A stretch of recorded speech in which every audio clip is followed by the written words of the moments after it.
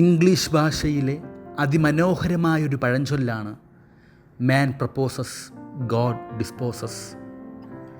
ഇന്നത്തെ വായനാഭാഗങ്ങളൊക്കെയും പരാജയപ്പെട്ടു പോയ മനുഷ്യൻ്റെ പദ്ധതികളെക്കുറിച്ചും വിജയത്തിലെത്തിയ ദൈവിക പദ്ധതിയെക്കുറിച്ചുമാണ് വ്യാഖ്യാനിക്കുക.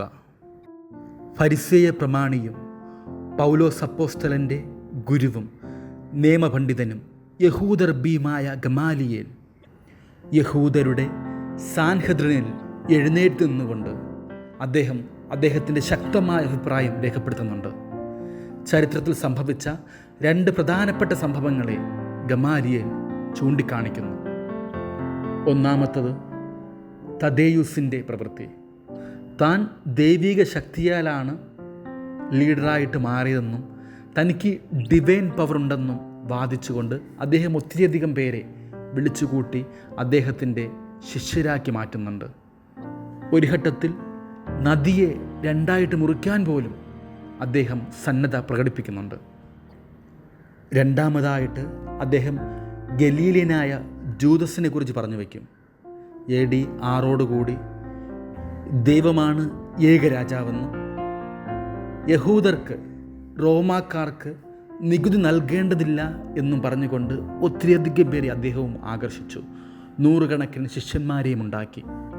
എന്നാൽ ഗമാലിയേൽ പറയും, അവരൊക്കെയും ആരംഭിച്ച അവരുടെ പ്രസ്ഥാനം വളർന്നു വലുതായി. എന്നാൽ അവരുടെ മരണത്തോടുകൂടെ സ്കാറ്റേഡായ ചിതറിക്കപ്പെട്ട പ്രസ്ഥാനങ്ങളെ കാണുവാനായിട്ട് സാധിച്ചു. മനുഷ്യരുടെ പദ്ധതികളെല്ലാം വിഫലമാകുമെന്നും പരാജയപ്പെടുമെന്നും അദ്ദേഹം ചൂണ്ടിക്കാട്ടി.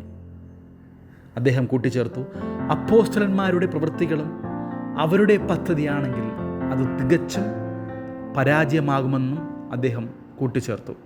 എന്നാൽ ആ പ്രവൃത്തികളൊക്കെയും ദൈവികമാണെങ്കിൽ അവ എന്നും നിലനിൽക്കുമെന്ന വലിയ സന്ദേശവും ജനക്കൂട്ടത്തിൽ നടുവിൽ നിന്ന് എഴുന്നേറ്റ് നിന്നുകൊണ്ട് ഗമാലിയേൽ ശക്തമായിട്ട് പ്രസംഗിച്ചു. സ്നേഹം നിറഞ്ഞ ശ്രോതാക്കളെ, ഇന്നത്തെ സുവിശേഷ ഭാഗത്ത് നാം കാണുക മറ്റൊരു സാഹചര്യമാണ്, മറ്റൊരു അത്ഭുതമാണ്. തിബേരിയസ് കടൽ തീരത്ത് തിങ്ങി നിറഞ്ഞിരിക്കുന്ന ജനാബലിക്ക് എപ്രകാരം ഭക്ഷണം നൽകുമെന്ന് യേശു തൻ്റെ 2 പ്രിയപ്പെട്ട ശിഷ്യരോട് ചോദിക്കുന്നുണ്ട്. അതിനുത്തരമായി പീലിപ്പോസ് പറയും, 200 ദനാറയ്ക്കുള്ള അപ്പം പോലും ഇത്രയധികം വരുന്ന ജനങ്ങളെ തീറ്റിപ്പോറ്റുവാനായിട്ട് മതിയാകില്ല എന്ന്. അന്ത്രയോസും മറുത്തു പറയും, ഇവിടെ ഒരു ബാലൻ്റെ കരങ്ങളിൽ 5 അപ്പവും 2 മത്സ്യവുമുണ്ട്. അങ്ങനെ ഇല്ലാത്തതിനെക്കുറിച്ച്, കുറവിനെക്കുറിച്ച് യേശുവിനോട് പരാതിപ്പെടുന്ന, യേശുവിനോട് കണക്ക് പറയുന്ന, യേശുവിനെ ഓർമ്മപ്പെടുത്തുന്ന ശിഷ്യരെ കാണുവാനായിട്ട് സാധിക്കും. എന്നാൽ ഈ കുറവിൽ നിന്നും നിറവിലേക്ക് വിശുദ്ധ കുർബാനയ്ക്ക് ഉപയോഗിക്കുന്ന അതേ വാക്കുകൾ കൊണ്ട് അപ്പം വർദ്ധിപ്പിച്ച് എല്ലാവരെയും ഭക്ഷിച്ച് തൃപ്തിപ്പെടുത്തുന്ന യേശുവിനെ നമുക്ക് കാണുവാനായിട്ട് സാധിക്കും. യേശുവിൻ്റെ അപ്പം വർദ്ധിക്കലുമായിട്ട് ബന്ധപ്പെട്ട ഈ അത്ഭുതത്തിന് രസകരമായ മറ്റൊരു വിവരണം വായിക്കുവാനിടയായി. രചയിതാവ് ഇപ്രകാരം എഴുതിയിരിക്കുന്നു: യേശുവിൻ്റെ സുവിശേഷ പ്രഘോഷണം ശ്രമിക്കുവാനായിട്ട് 5000-ലധികം ആളുകൾ ആ ഒരു തിബേരിയൂസ് കടൽ തീരത്ത് തിങ്ങിക്കൂടി. എന്നാൽ യേശുവിൻ്റെ വചന പ്രഘോഷണത്തിന് ശേഷം അവരുടെയൊക്കെയും ജീവിതത്തിൽ മാറ്റമുണ്ടാകുന്നു, പരിവർത്തനമുണ്ടാകുന്നു.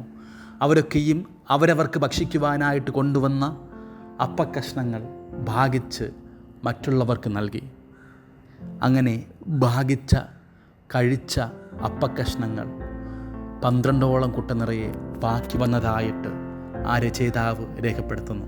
രചയിതാവ് ഇപ്രകാരം പറയും: യേശു ചെയ്ത ഏറ്റവും വലിയ അത്ഭുതമായിട്ട് ഞാൻ കാണുക, യേശു വാഴ്ത്തി വിഭജിച്ച് നൽകിയ അല്ലെങ്കിൽ ബാക്കി വന്ന ഈ അപ്പക്കഷ്ണങ്ങളിൽ അമർച്ച് യേശു അവിടെ കൂടിയിരുന്ന ഓരോ ജനങ്ങളെയും തൊട്ട് അവരെയൊക്കെയും മാനസാന്തരത്തിലേക്ക് നയിച്ച് അവരുടെ ജീവിതത്തിന് പരിവർത്തനം വരുത്തി.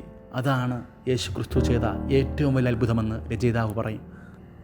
സ്നേഹം നിറഞ്ഞവരെ, എപ്രകാരം വേണമെങ്കിലും യേശുവിൻ്റെ അത്ഭുതത്തെ നമുക്ക് വ്യാഖ്യാനിക്കാം.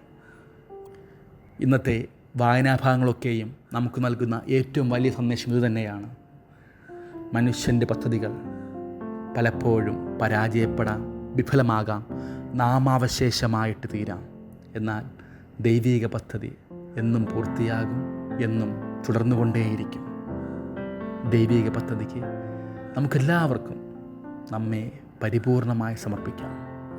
എല്ലാവർക്കും വിശുദ്ധമായൊരു ശുഭദിനം ആശംസിക്കുന്നു.